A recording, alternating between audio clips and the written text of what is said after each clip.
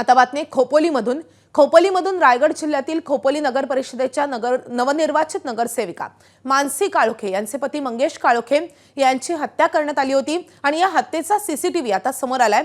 धारदार शस्त्राचा वापर करून मंगेश काळोखेंची हत्या केल्याचं सीसीटीव्ही मधून स्पष्ट होत आहे। तर हत्या करताना दगड तलवारीचा वापर करण्यात आल्याची माहिती मिळाली आहे। पोलिसांनी या प्रकरणात अजित पवारांच्या राष्ट्रवादीचे जिल्हाध्यक्ष सुधाकर घारे, रवींद्र देवकर, दर्शन देवकर यांच्यासह 10 जणांवर गुन्हा दाखल केलाय। उपमुख्यमंत्री एकनाथ शिंदेंनी काल खोपोलीत जाऊन काळोखे कुटुंबाची भेट घेतली आहे। तसंच काळोखे कुटुंबाचं सांत्वनही केलंय। आरोपींना फाशीची शिक्षा व्हावी अशी मागणी यावेळी काळोखे कुटुंबाने केली आहे। तर मी तुमच्या पाठीशी आहे, आरोपींना कडक शासन होईल असं आश्वासन शिंदेंनी काळोखे कुटुंबाला दिलंय। आमच्या थोड्याफार मागण्या आहेत। या आप्पांच्या कार्याच्या आधी सगळ्या मागण्या पूर्ण झाल्या पाहिजेत। पहिली मागणी, हिरे साहेब आणि दुर्गेश देवकर यांना टर्मिनेशन लेटर सकट आम्हाला टर्मिनेशन लेटर हवंय, ते आम्हाला बघायचंय। दुसरी गोष्ट, ही 4-5 त्यांची जी घरं आहेत त्यांच्या सोबत असणारी ती घरं आम्हाला गावात नकोयत। तिसरी गोष्ट, त्यांना फाशी द्या आणि फाशी देताना लाईव्ह दाखवा।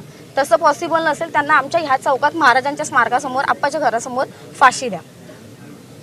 ठीक आहे, तुमच्या भावना मी समजतोय आणि आम्हाला सर ही केस जेवढं लवकरात लवकर सॉल्व्ह करता येईल तेवढं आपण फास्ट ट्रॅक वर आणि गव्हर्नमेंटचे वकील जे साळवी सर वगैरे आहेत ते थोडेसे हे करू आपण। त्याच्यात तुमच्या सगळ्यांच्या मागे आहे मी सर। आमची तुम्हाला हात जोडून विनंती आहे, खूप जेवढं लवकर करता येईल ना तेवढं म्हणून मी आलोय लवकर ना करा। इकडे। आम्ही तुमच्यावर खूप डिपेंड आहेत आता। ठीक आहे, काळजी करू नका, मी बघतो काय करतो। लोकांनी ज्यांना विजयी केलं आणि हे तुम्हाला असं सुडाचं राजकारण हे पहिल्यांदा झालं ना इकडे।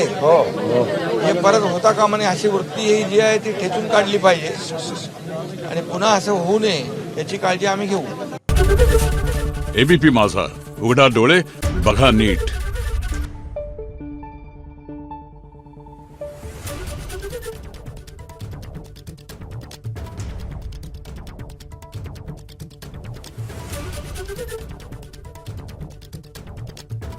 Thank you.